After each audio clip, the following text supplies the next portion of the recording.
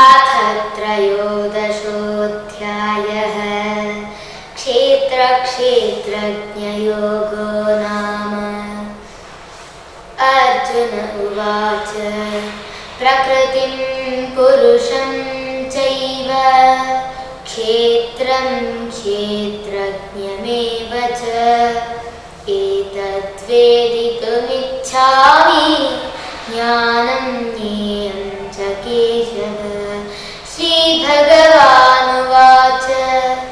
इदं शरीरं कौन्तेय क्षेत्रमित्यभिधीयते एतद्यो वेत्ति तं प्राहुः क्षेत्रज्ञ इति तद्विदः। क्षेत्रज्ञं चापि मां विद्धि सर्वक्षेत्रेषु भारत।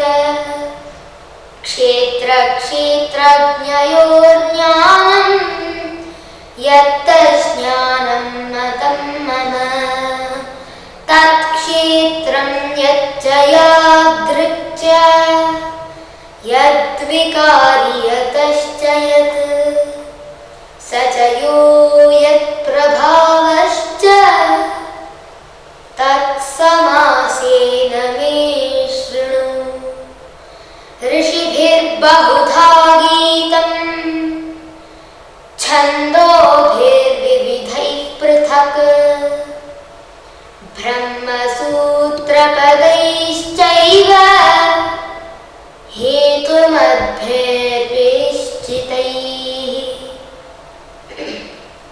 महाभूतान्यहङ्कारः बुद्धिरव्यक्तमेव च इन्द्रियाणि दशैकं च पञ्चचेन्द्रियगोचराः।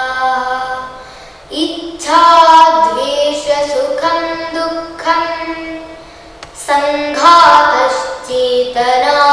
धृतिः एतत् क्षेत्रं समासेन सविकारमुदाहृतम्। अमानित्वमदम्भित्वम् अहिंसा क्षान्तिरार्जवम् आचार्योपासनं शौचं स्थैर्यमात्मविनिग्रहः। इन्द्रियार्थेषु वैराग्यम् अनहङ्कार एव च जन्म मृत्युजरा व्याधि दुःखदोषानुदर्शनम्। असक्तिरनभिष्वङ्गः पुत्रदारगृहादिषु नित्यं च समचित्तत्वम् इष्टानिष्टोपपत्तिषु। मयि चानन्ययोगेन भक्तिरव्यभिचारिणी विविक्तदेशसेवित्वम् अरतिर्जनसंसदि। अध्यात्मज्ञाननित्यत्वम् तत्त्वज्ञानार्थदर्शनम् एतज्ज्ञानमिति प्रोक्तम् अज्ञानं यदतोऽन्यथा। ज्ञेयं यत्तत् प्रवक्ष्यामि यज्ज्ञात्वामृतमश्नुते अनादिवत्परं ब्रह्म न सत्तन्नासदुच्यते। सर्वतः पाणिपादं तत् सर्वतोक्षिशिरोमुखम् सर्वतः श्रुतिमल्लोके सर्वमावृत्य तिष्ठति। सर्वेन्द्रियगुणाभासं सर्वेन्द्रियविवर्जितम्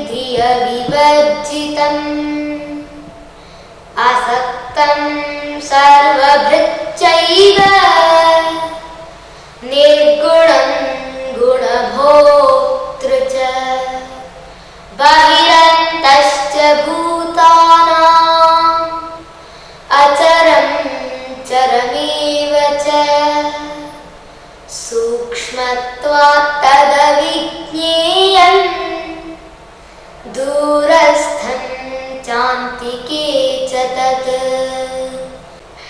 अविभक्तं च भूतेषु विभक्तमिव च स्थितं भूतभर्तृ च तज्ज्ञेयं ग्रसिष्णु प्रभविष्णु च ज्योतिषामपि तज्ज्योतिः तमसः परमुच्यते ज्ञानं ज्ञेयं ज्ञानगम्यं हृदि सर्वस्य विष्ठितम् इति क्षेत्रं तथा ज्ञानं ज्ञेयं चोक्तुं समासतः मद्भक्त एतद्विज्ञाय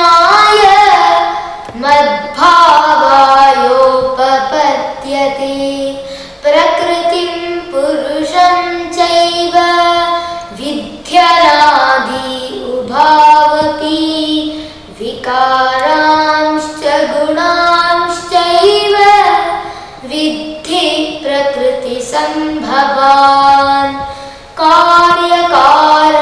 कार्यकारणकर्तृत्वे हेतुः प्रकृतिरुच्यते पुरुषः सुखदुःखानां भोक्तृत्वे हेतुरुच्यते पुरुषः प्रकृतिस्थो हि भुङ्क्ते प्रकृतिजान् गुणान् कारणं गुणसङ्गोऽस्य सदसत्यो निजन्मसु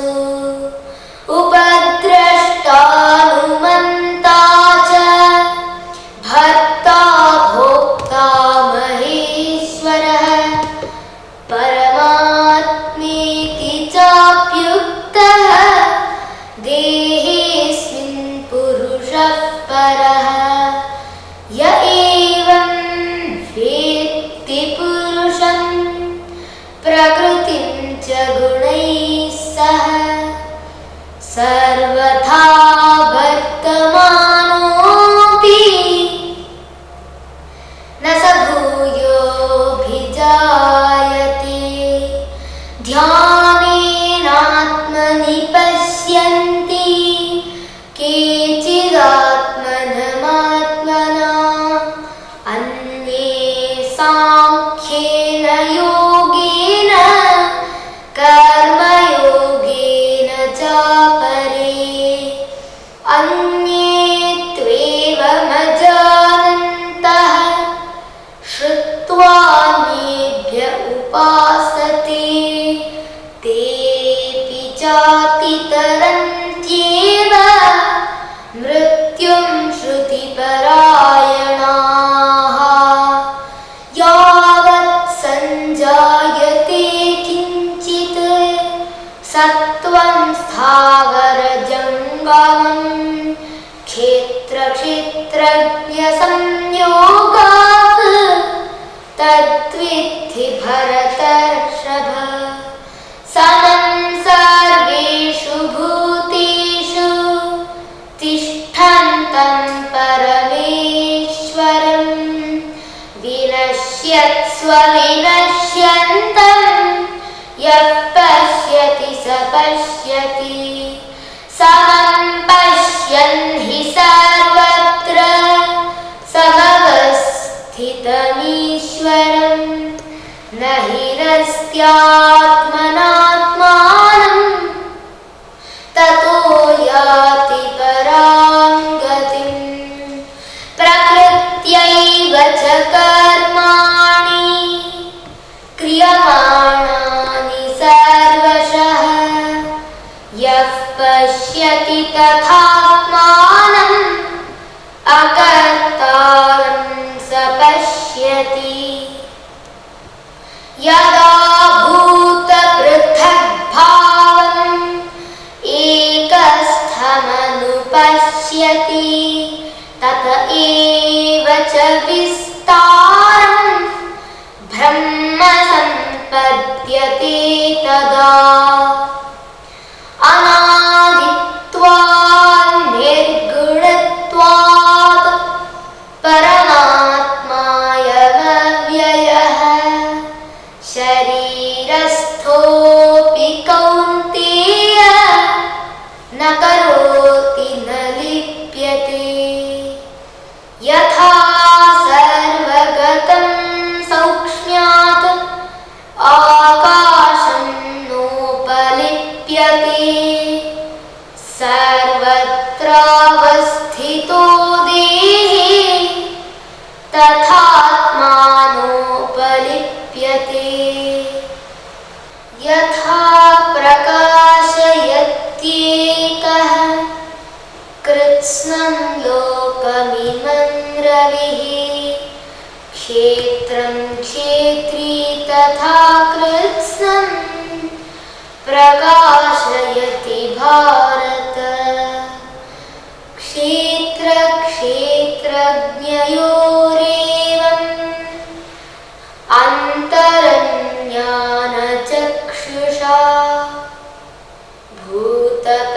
भूतप्रकृतिमोक्षं च ये विदुर्यान्ति ते परम् ॐ तत्सदिति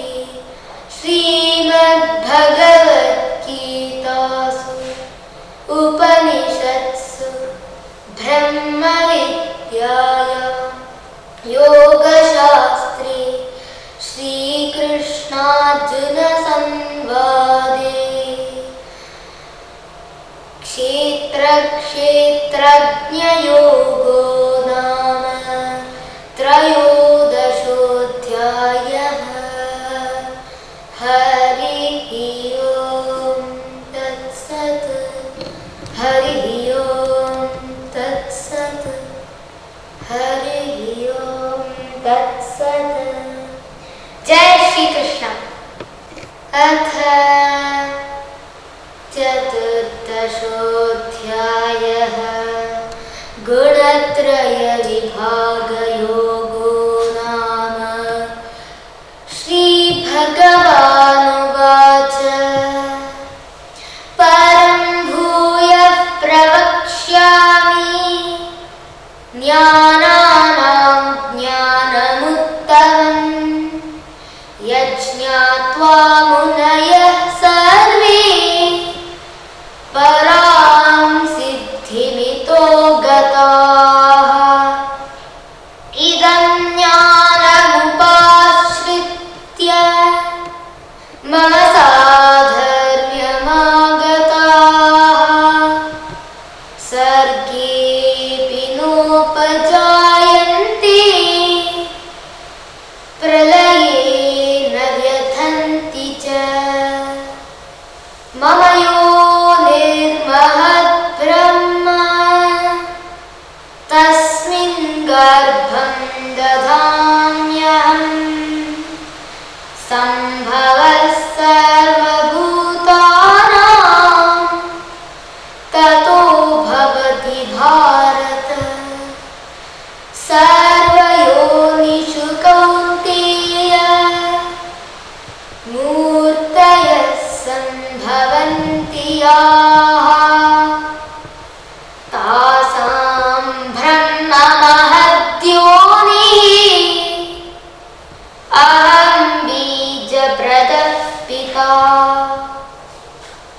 सत्त्वं रजस्तम इति गुणाः प्रकृतिसम्भवाः निबध्नन्ति महाबाहो देहे देहिनमव्ययम् तत्र सत्त्वं निर्मलत्वात् प्रकाशकमनामयम् सुखसङ्गेन बध्नाति ज्ञानसङ्गेन च नघ रजोरागात्मकं विद्धि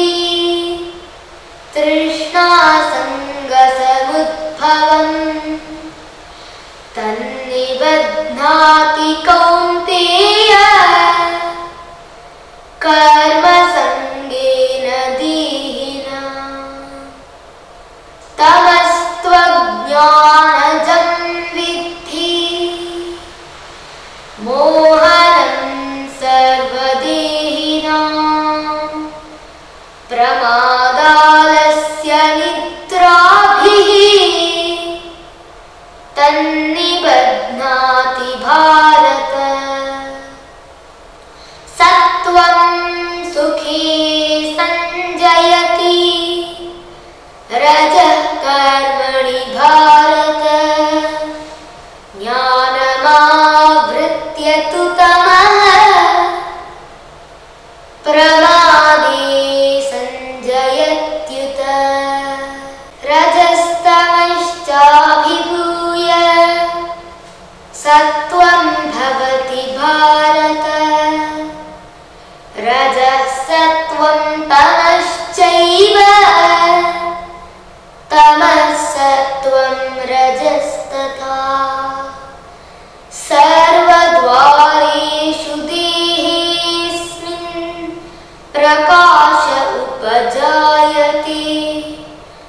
ज्ञानं यदा तदा विद्यात् विवृद्धं सत्त्वमित्युत। लोभः प्रवृत्तिरारम्भः कर्मणामशमस्पृहा। रजस्येतानि जायन्ते विवृद्धे भरतर्षभ। अप्रकाशो प्रवृत्तिश्च प्रमादो मोह एव च। तमस्येतानि जायन्ते विवृद्धे कुरु नन्दन। यदा सत्त्वे प्रवृद्धे तु प्रलयं याति देहभृत्। तदोत्तमविदां लोकान् अमलान् प्रतिपद्यते। रजसि प्रलयं गत्वा कर्मसङ्गिषु जायते। तथा प्रलीनस्तमसि मूढयोनिषु जायते। कर्मणः सुकृतस्याहुः सात्विकं निर्मलं फलम्। रजसस्तु फलं दुःखम् अज्ञानं तमसः फलम्। सत्त्वात् संजायते ज्ञानं रजसो लोभ एव च। प्रमादमोहौ तमसः भवतो ज्ञानमेव च। ऊर्ध्वं गच्छन्ति सत्त्वस्थाः मध्ये तिष्ठन्ति राजसाः। जघन्यगुणवृत्तिस्थाः अधो गच्छन्ति तामसाः।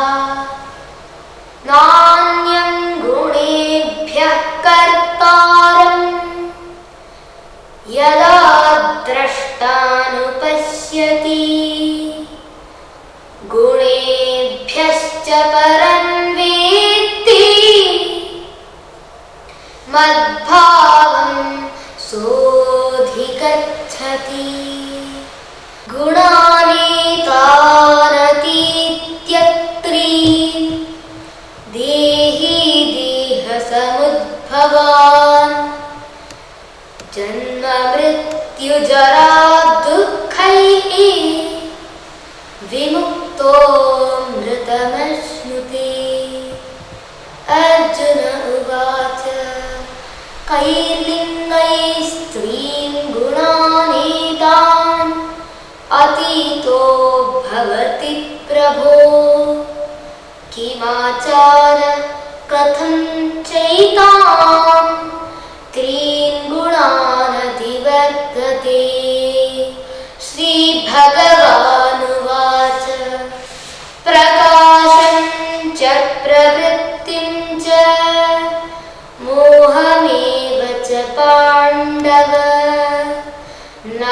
वेष्टि सम्प्रवृत्तानि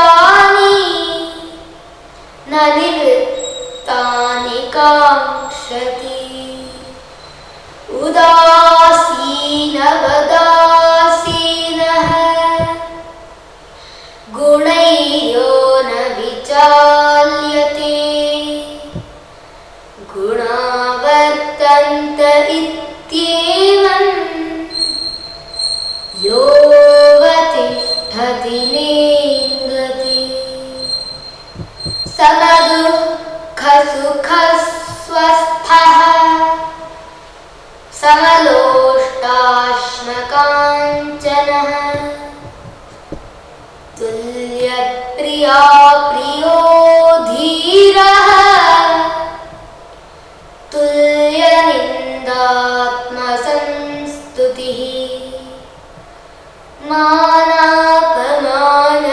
मानापमानयोस्तुल्यः तुल्यो मित्रादिपक्षयोः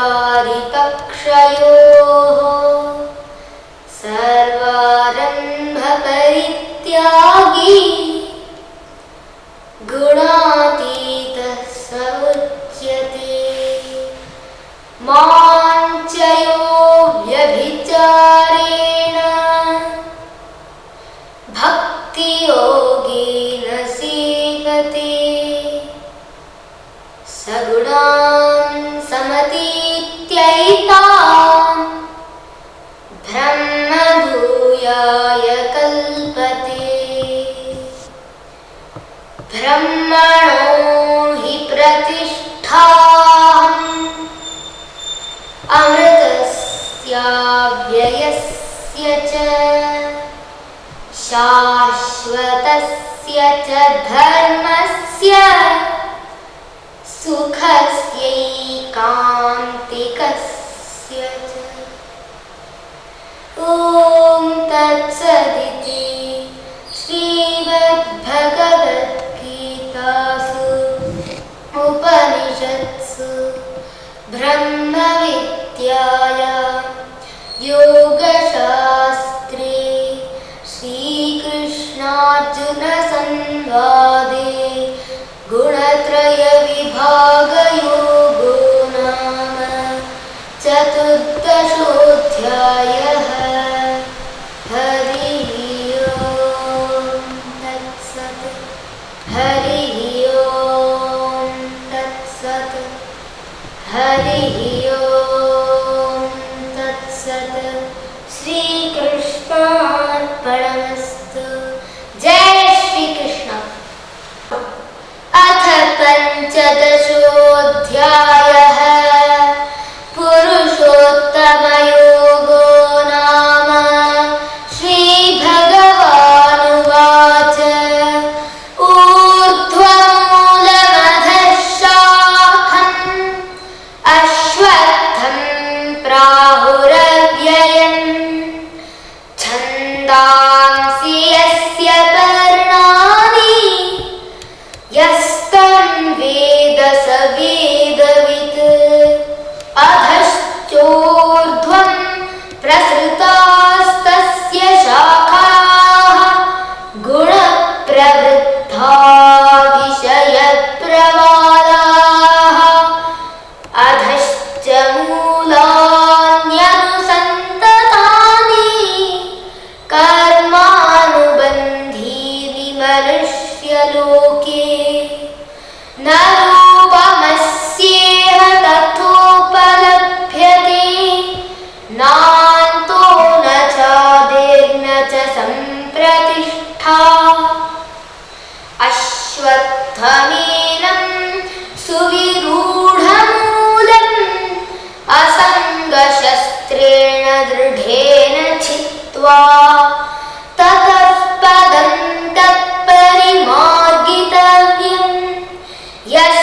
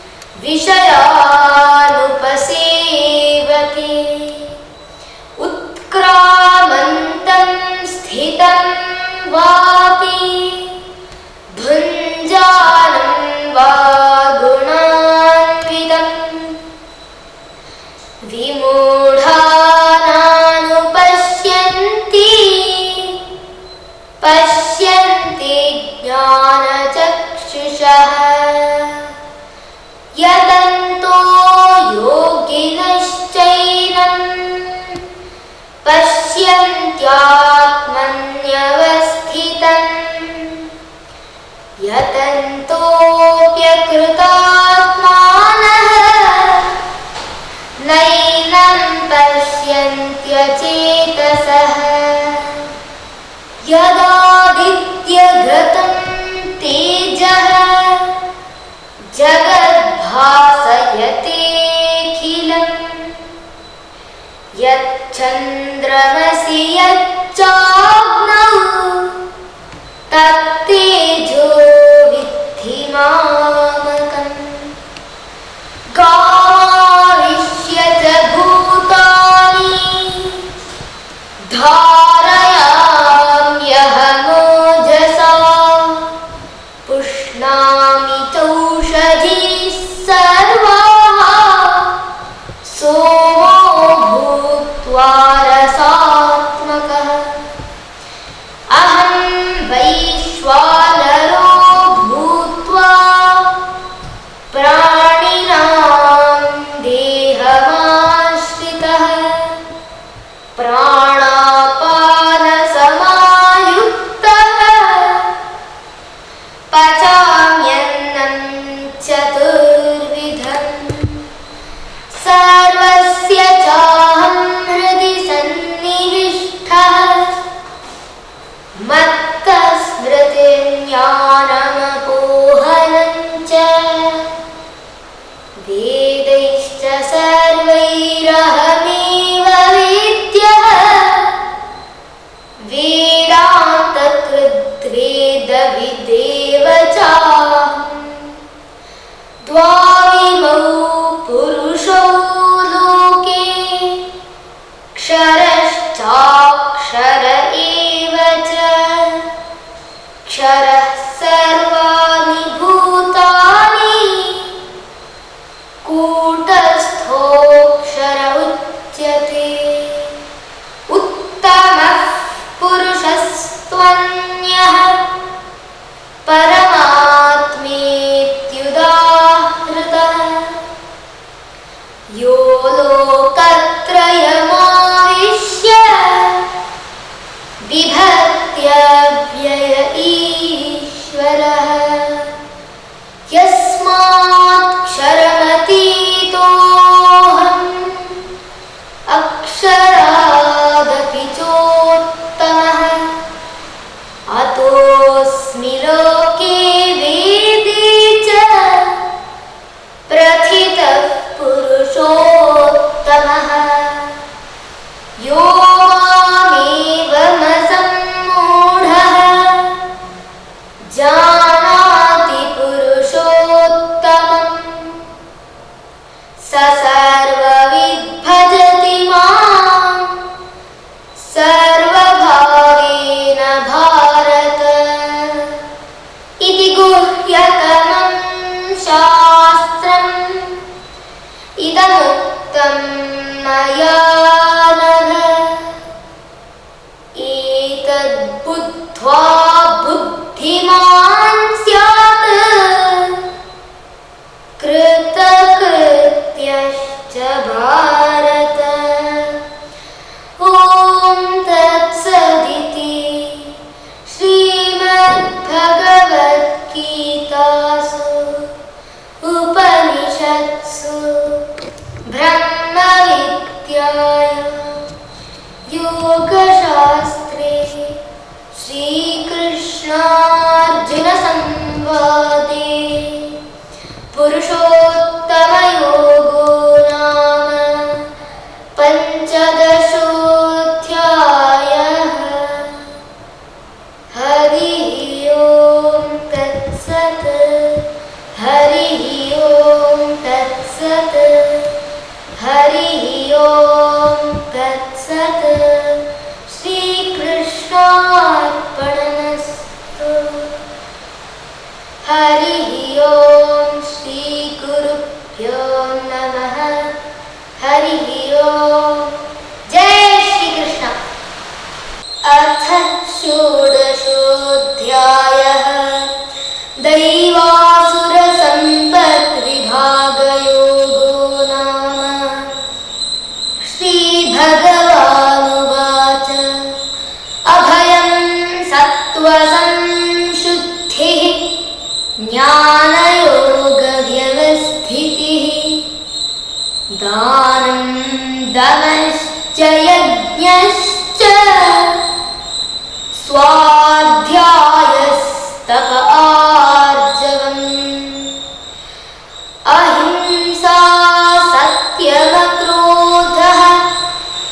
त्यागशान्तिरपैशुनम्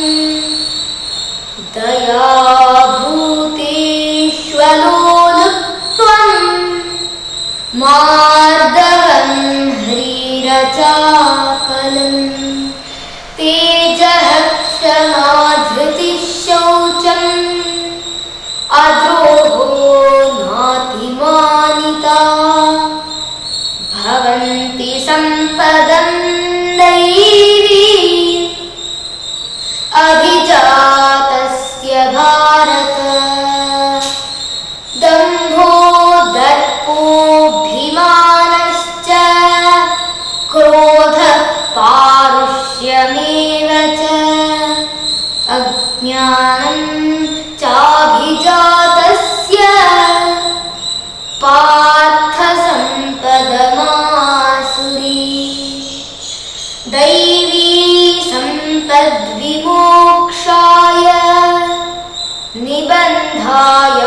निबन्धायासुरीमता माशु च सम्पदं दैवी अभिजातोऽसि पाण्डव द्वौ भूतसर्गौ लोकेऽस्मिन् दैव आसुर एव च दैवो विस्तरशः प्रोक्तः आसुरं पार्थ मे शृणु प्रवृत्तिं च निवृत्तिं च जनान विदुरासुराः न शौचं नापि चाचारः न सत्यं तेषु विद्यते असत्यमप्रतिष्ठं ते जगदाहुरनीश्वरम् अपरस्परसम्भूतम् किमन्यः कामहैतुकम् एतां दृष्टिमवष्टभ्य नष्टात्मानोऽल्पबुद्धयः प्रभवन्त्युग्रकर्माणः क्षयाय जगतो हिताः काममाश्रित्य दुष्पूरम् दम्भमानमदान्विताः मोहात् गृहीत्वा सद्ग्राहान् प्रवर्तन्ते शुचिव्रताः चिन्तामपरिमेयाञ्च प्रलयान्तामुपाश्रिताः कामोपभोगपरमाः एतावदिति निश्चिताः आशापाशशतैर्बद्धाः कामक्रोधपरायणाः ईहन्ते कामभोगार्थम्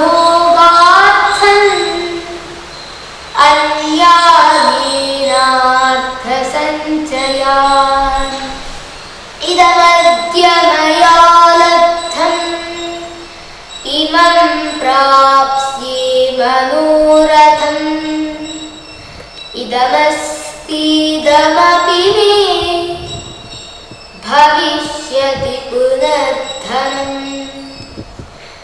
असौ मया हतः शत्रुः हनिष्ये चापरानपि ईश्वरोऽहमहं भोगी सिद्धोऽहं बलवान् सुखी आढ्योऽभिजनवानस्मि कोऽन्योऽस्ति सदृशो मया यक्ष्ये दास्यामि मोदिष्य इत्यज्ञानविमोहिताः अनेकचित्ताः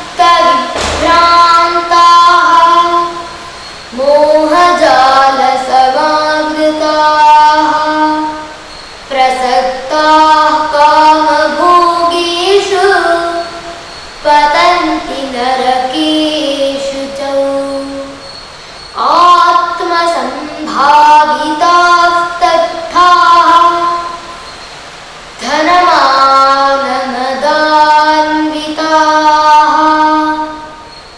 यजन्ते नाम यज्ञैस्ते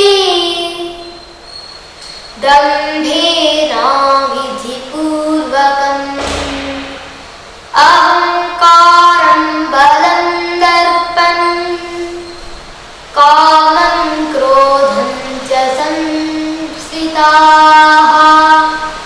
मामात्मपरदेहेषु प्रद्विषन्तोऽभ्यसूयकाः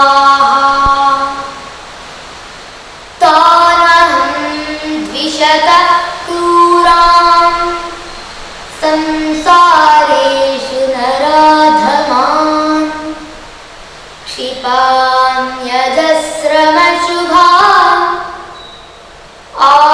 आसुरीष्वेव योनिषु आसुरीं योनिमापन्नाः मूढा जन्मनि जन्मनि मामप्राप्यैव कौन्तेय ततो यान्त्यधमां गतिम् त्रिविधं नरकस्येदम् द्वारं नाशनमात्मनः कामः क्रोधस्तथा लोभः तस्मादेतत्त्रयं त्यजेत् एतैर्विमुक्तः कौन्तेय तमोद्वारैस्त्रिभिर्नरः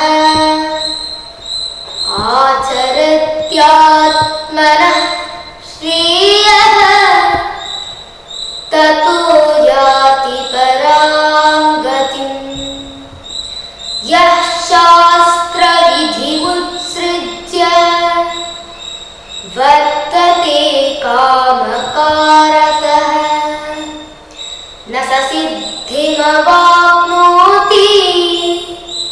न सुखं न परां गतिम् तस्मात् शास्त्रं प्रमाणं ते कार्याकार्यव्यवस्थितौ ज्ञात्वा शास्त्रविधानोक्तं कर्म कर्तुमिहार्हसि। ॐ तत्सदिति श्रीमद्भगवद्गीतासु उपनिषत्सु ब्रह्मविद्यायां योगशास्त्रे श्रीकृष्णार्जुनसंवादे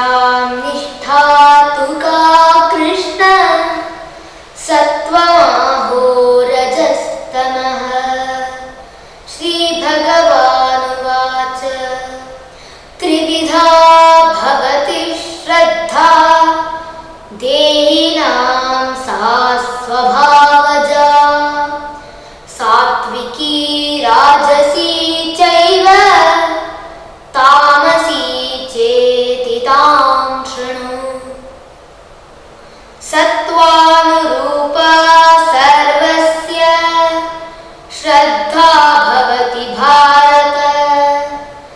श्रद्धामयोऽयं पुरुषः यो यच्छ्रद्धः स एव सः।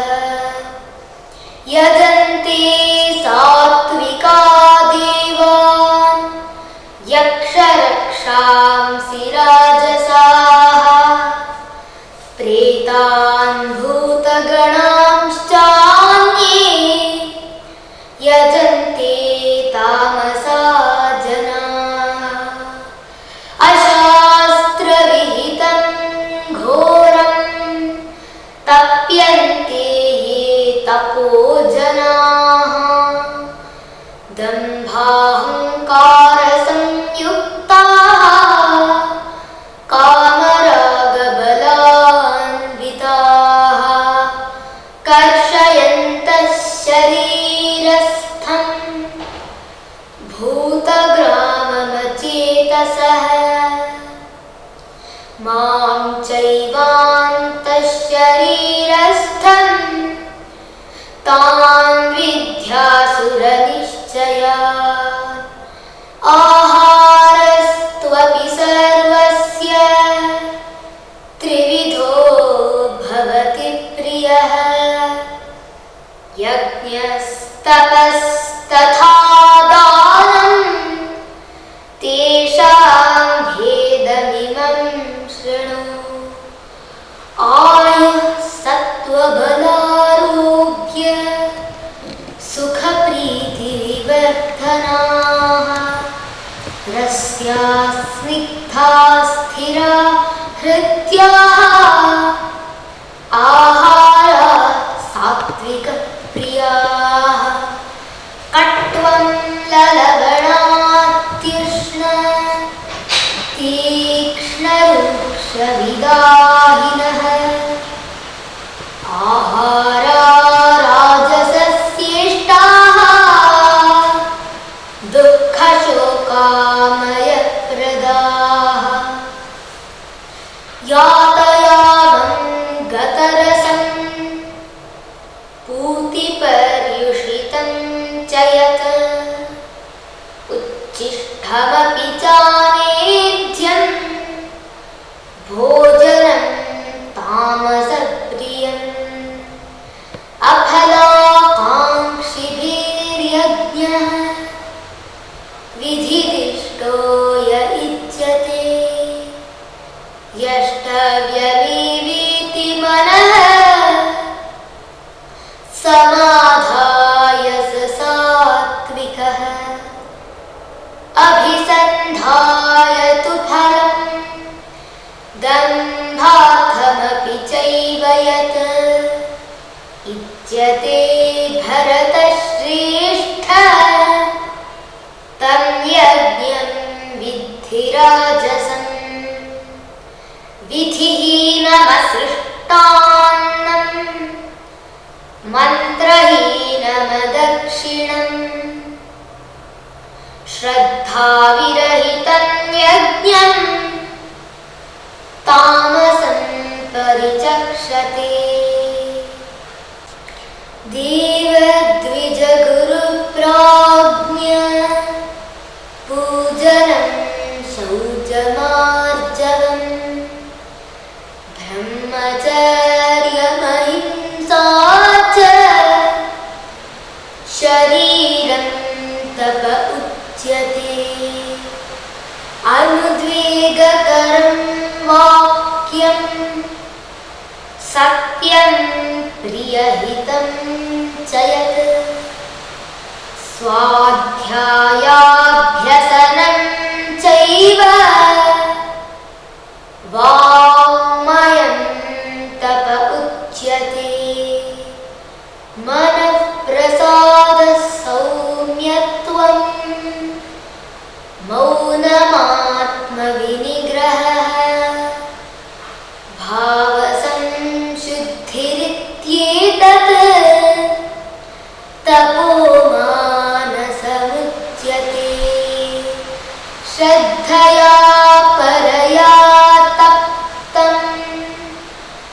तपस्तत्त्रिविधं नरैः अफलाकाङ्क्षिभिर्युक्तैः सात्विकं परिचक्षते सत्कारमानपूजार्थं तपोदम्भेन चैव यत् क्रियते तदिह प्रोक्तं राजसं चलमध्रुवम् मूढग्राहेणात्मनो यत् पीडया क्रियते ततः परस्योत्सादनार्थं वा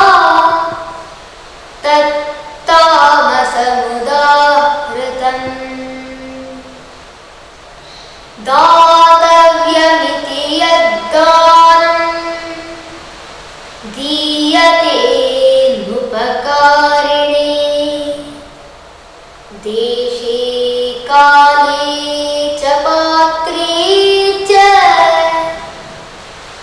तद्दानं सात्विकं स्मृतम् यत्तु प्रत्युपकारार्थं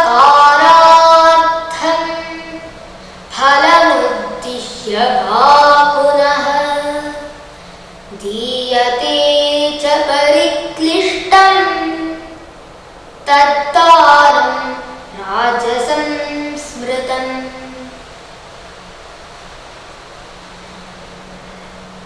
अदेशकाले यद्दानम् अपात्रेभ्यश्च दीयते असत्कृतमवज्ञातं तत्तामसमुदाहृतम् ॐ तत्सदिति निर्देशः ब्रह्मणस्त्रिविधः स्मृतः ब्राह्मणास्तेन वेदाश्च यज्ञाश्च विहिताः पुरा तस्मादोमित्युदाहृत्य यज्ञदानतपक्रियाः प्रवर्तन्ते विधानोक्ताः सततं ब्रह्मवादिनां तदित्यनभिसन्धाय फलं यज्ञतपक्रियाः दानक्रियाश्च विविधाः क्रियन्ते मोक्षकाङ्क्षिभिः सद्भावे साधुभावे च सदित्येतत् प्रयुज्यते प्रशस्ते कर्मणि तथा सच्छब्दः पार्थयुज्यते यज्ञे तपसि दाने च स्थितिः सदिति चोच्यते कर्म चैव तदर्थीयम् सदित्येवाभिधीयते अश्रद्धया हुतं दत्तं तपस्तप्तं कृतं च यत् असदित्युच्यते पार्थ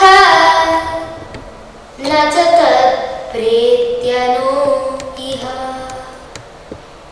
ॐ तत्सदिति श्रीमद्भगवद्गीतासु उपनिषत्सु ब्रह्मविद्यायां योगशास्त्रे श्रीकृष्णार्जुनसंवादे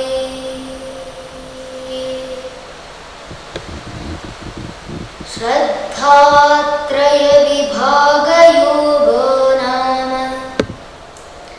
सप्तदशोऽध्यायः। हरिः ओं तत्सत्।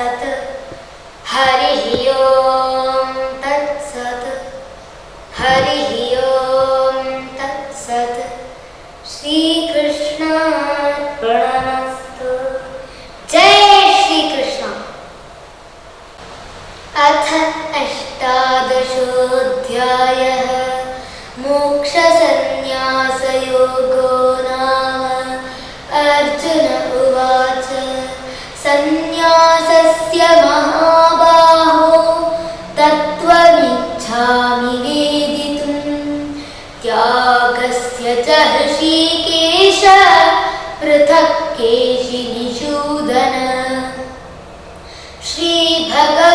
श्रीभगवानुवाच काम्यानां कर्मणां न्यासं सन्न्यासं कवयो विदुः सर्वकर्मफलत्यागं प्राहुस्त्यागं विचक्षणाः त्याज्यं दोषवदित्येके कर्म प्राहुर्मनीषिणः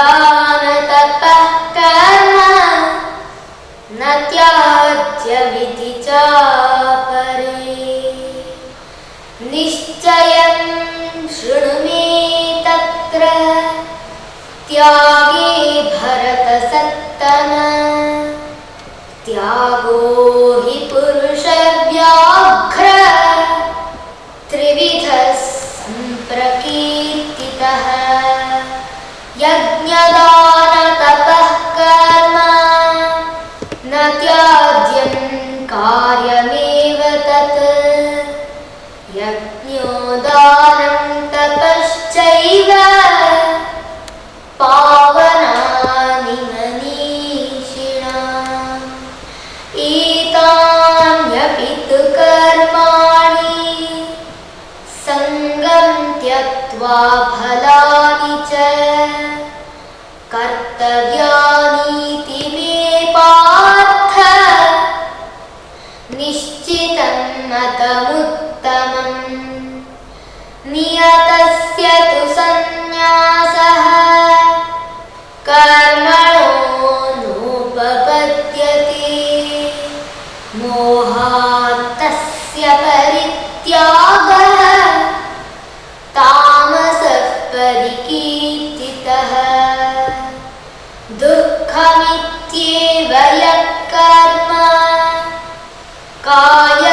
कायक्लेशभयात् त्यजेत् स कृत्वा राजसं त्यागं नैव त्यागफलं लभेत् कार्यमित्येव यः कर्म नियतं क्रियतेऽर्जुन सङ्गं त्यक्त्वा फलं चैव स त्यागः सात्विको मतः न द्वेष्ट्यकुशलं कर्म कुशलेनानुषज्यते त्यागी सत्त्वसमाविष्टः मेधावी छिन्नसंशयः न हि देहभृता शक्यं त्यक्तुं कर्माण्यशेषतः यस्तु कर्मफलत्यागी स त्यागीत्यभिधीयते अनिष्टमिष्टमिश्रं च त्रिविधं कर्मणः फलम् भवत्यत्यागिनां प्रीत्य न तु सन्न्यासिनां क्वचित् पञ्चैतानि महाबाहो कारणानि निबोध मे सांख्ये कृतान्ते प्रोक्तानि सिद्धये सर्वकर्मणाम् अधिष्ठानं तथा कर्ता करणं च पृथक्विधम् विविधाश्च पृथक् चेष्टाः दैवं चैवात्र पञ्चमम् शरीरवाङ्मनोभिर्यत् कर्म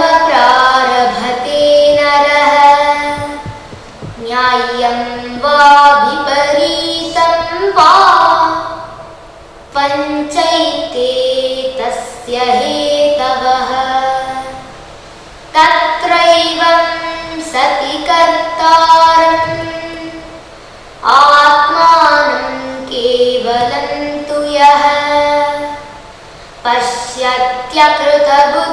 पश्यत्यकृतबुद्धित्वान् न स पश्यति दुर्मतिः यस्य नाहङ्कृतो भावः बुद्धिर्यस्य न लिप्यते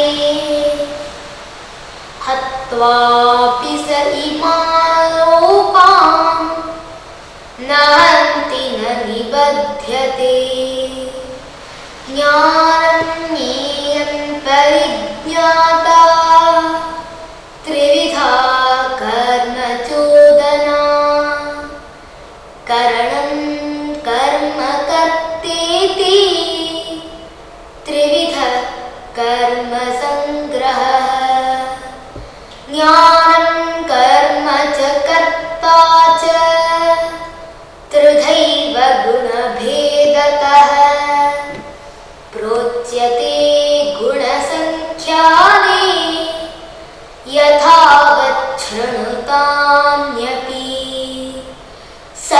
सर्वभूतेषु येनैकं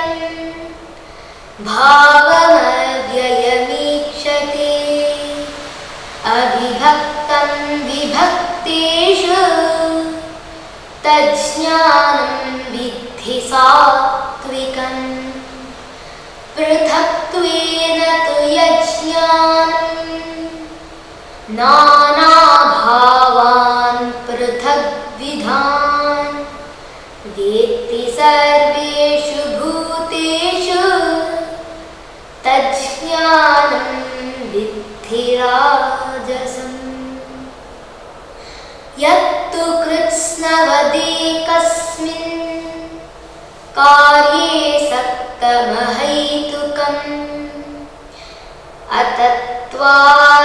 अतत्त्वार्थवदल्पं च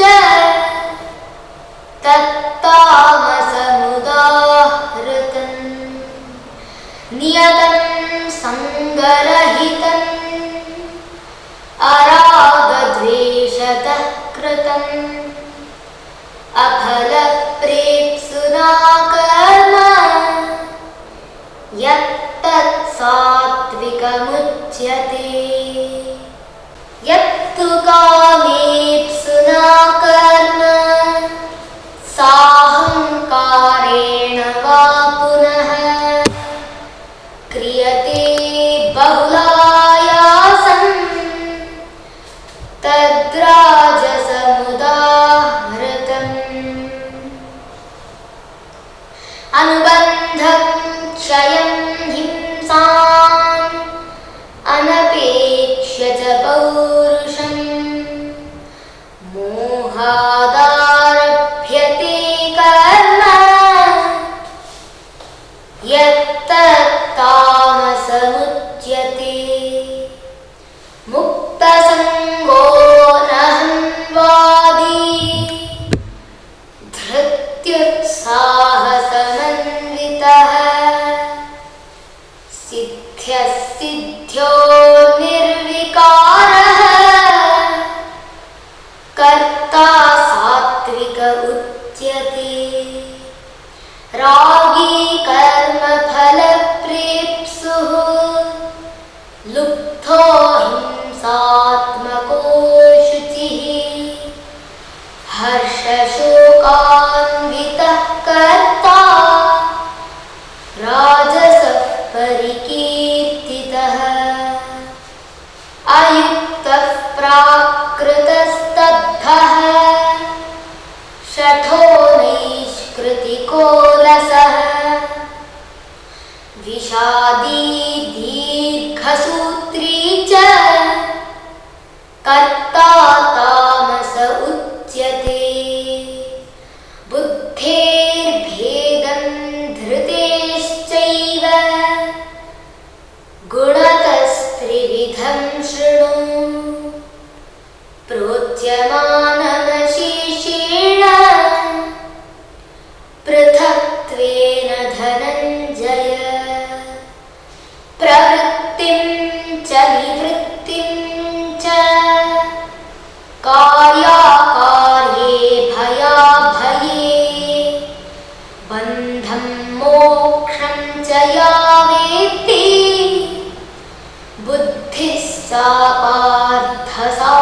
सात्विकी यया धर्ममधर्मं च कार्यं चाकार्यमेव च अयथावत् प्रजानाति बुद्धिः सा पार्थ राजसी अधर्मं धर्ममिति या मन्यते तमसावृता सर्वार्थान् विपरीतांश्च बुद्धिः सा पार्थ तामसी धृत्या यया धारयते मनः प्राणेन्द्रियक्रियाः योगेन व्यभिचारिण्या धृतिः सा पार्थ सात्विकी यया तु धर्मकामार्थान् धृत्या धारयते अर्जुन प्रसंगेन फलाकांक्षी धृतिः सा पार्थ राजसी यया स्वप्नं भयं शोकं विषादं मदमेव च न विमुञ्चति दुर्मेधा धृतिः सा पार्थ तामसी सुखं त्विदानीं त्रिविधं शृणु मे भरतर्षभ अभ्यासाद्रमते यत्र दुःखान्तं च निगच्छति यत्तदग्रे विषमिव परिणामे मृतोपमम् तत्सुखं सात्विकं प्रोक्तम् आत्मबुद्धिप्रसादजम् विषयेन्द्रियसंयोगात् यत्तदग्रे मृतोपमम् परिणामे विषमिव तत्सुखं राजसं स्मृतम् यदग्रे चानुबन्धे च सुखं मोहनमात्मनः निद्रालस्य प्रमादोत्थं तत्तामसमुदाहृतम् न तदस्ति पृथिव्यां वा दिवि देवेषु वा पुनः सत्वं प्रकृतिजैर्मुक्तम् यदेभिः स्यात् त्रिभिः गुणैः ब्राह्मणक्षत्रियविषां शूद्राणां च परन्तप कर्माणि प्रविभक्तानि स्वभावप्रभवैर्गुणैः शमोदमस्तपः शौचम् क्षान्तिरार्जवमेव च ज्ञानं विज्ञानमास्तिक्यं ब्रह्मकर्म स्वभावजम् शौर्यं तेजो धृतिर्दाक्ष्यं युद्धे चाप्यपलायनं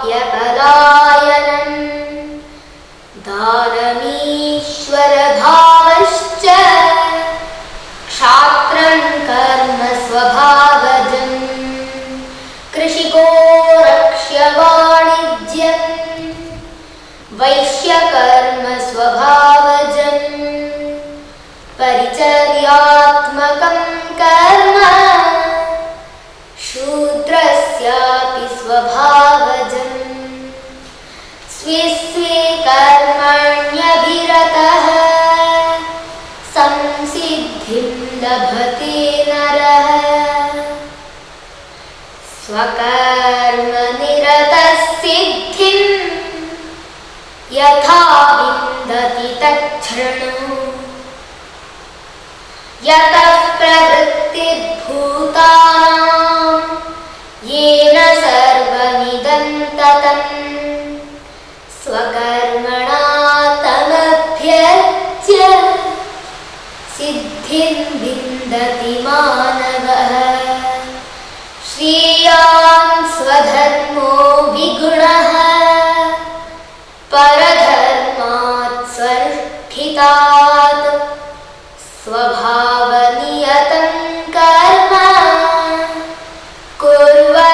कुर्वन्नाप्नोति किल्बिषम्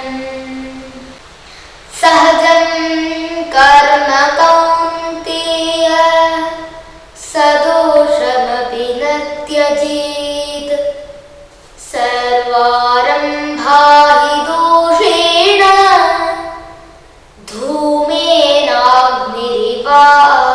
धूमेनाग्निरिवावृताः असक्तबुद्धिः सर्वत्र जितात्मा विगतस्पृहः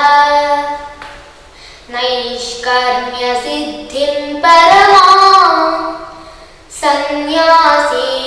सन्न्यासेनाधिगच्छति सिद्धिं प्राप्तो यथा ब्रह्म तथाप्नोति निबोध मे समासेनैव कौन्तेय निष्ठा ज्ञानस्य या परा बुद्ध्या विशुद्धया युक्तः धृत्यात्मानं नियम्य च शब्दादीन् विषयांस् त्यक्त्वा रागद्वेषौ व्युदस्य च विविक्तसेवी लघ्वाशी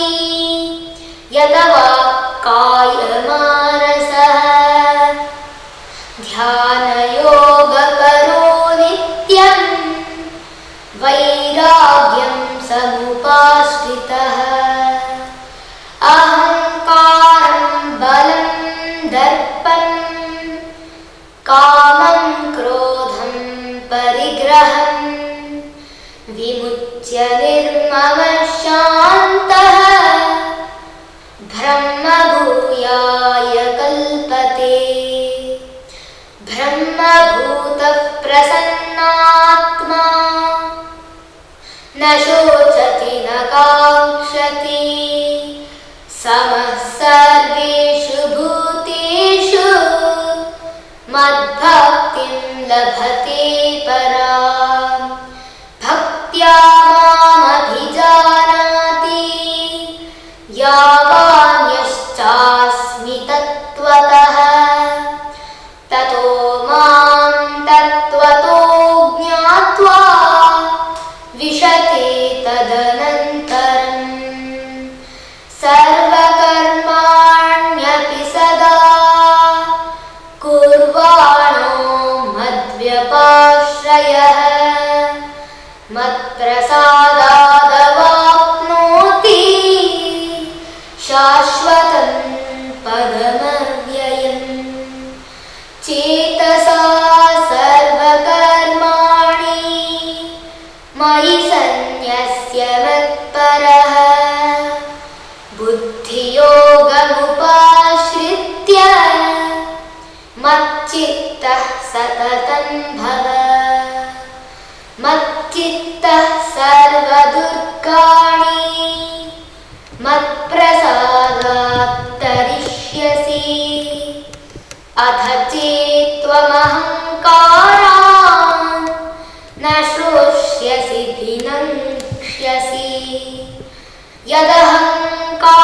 यदहङ्कारमाश्रित्य न योत्स्य इति मन्यसे मिथ्यैष व्यवसायस्ते प्रकृतिस्त्वां नियोक्ष्यति स्वभावजेन कौन्तेय निबद्धस्वेन कर्मणा कर्तुं नेच्छसि यन्मोहात् करिष्यस्य वशोऽपि तत्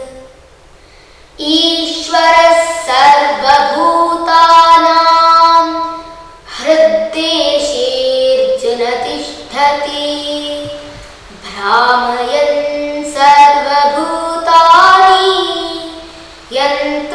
यन्त्रारूढानि मायया तमेव शरणं गच्छ सर्वभावेन भारत तत्प्रसादात् परां शान्तिं स्थानं प्राप्स्यसि शाश्वतम् इति ते ज्ञानमाख्यातम्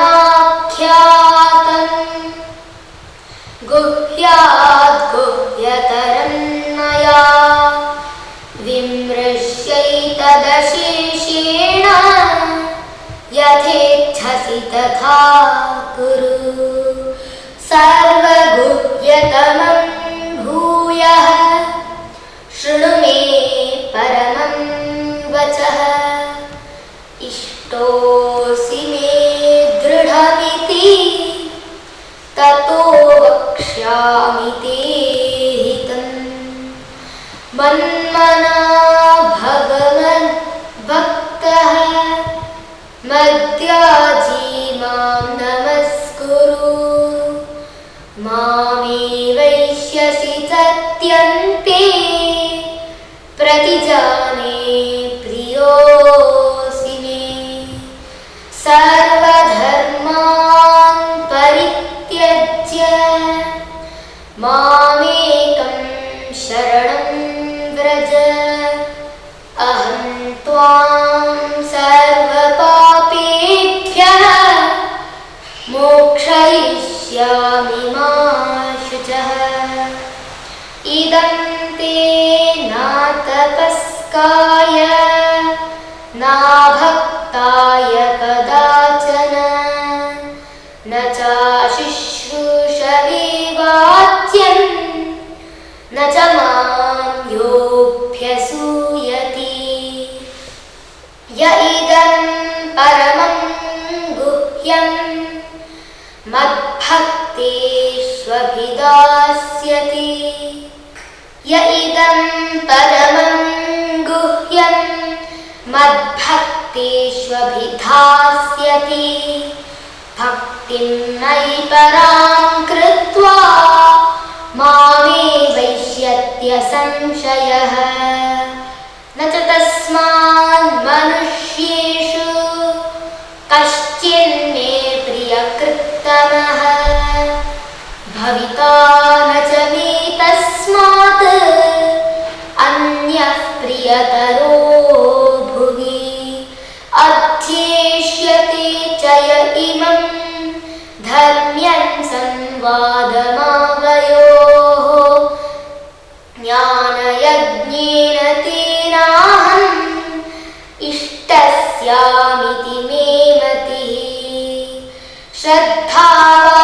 श्रद्धावाननसूयश्च शृणुयादपि यो नरः सोऽपि मुक्तः शुभान्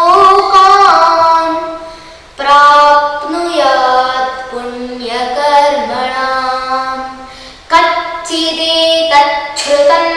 पार्थ त्वयैकाग्रेण चेतसा कच्चिदज्ञानसम्मोहः प्रणष्टस्ते धनञ्जय अर्जुन उवाच नष्टो मोहस्मृतिर्लब्धा त्वत्प्रसादान्मयाच्युत स्थितोऽस्मि गतसन्देहः करिष्ये वचनं तव सञ्जय उवाच इत्यहं वासुदेवस्य पार्थस्य च महात्मनः संवादमिममश्रौषम् अद्भुतं रोमहर्षणं व्यासप्रसादात् श्रुतवान् एतद्गुह्यमहं परं योगं योगेश्वरात् कृष्णात् स्वयं राजन् संस्मृत्य संवादमिममद्भुतम् केशवार्जुनयोः पुण्यं हृष्यामि च मुहुर्मुहुः तच्च संस्मृत्य